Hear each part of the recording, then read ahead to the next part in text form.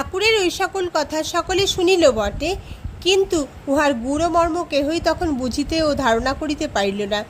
একমাত্র নরেন্দ্রনাথই সেদিন ঠাকুরের ভাবভঙ্গের পরেই বাহিরে আসিয়া বলিলেন, কি অদ্ভুত আলোকই আজ ঠাকুরের কথায় দেখিতে পাইলাম।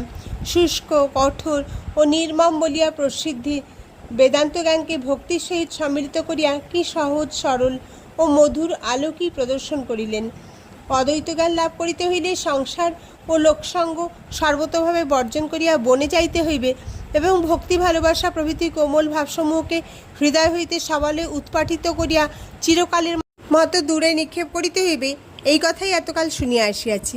কিন্তু ঠাকুর আজ ভাবাবেশে যাহা বলিলেন তাহাতে বোঝা গেল বনের বেদান্তকে ঘরে আনা যায়, সংসারের সকল কাজে উহাকে অবলম্বন করিতে পারা যায়।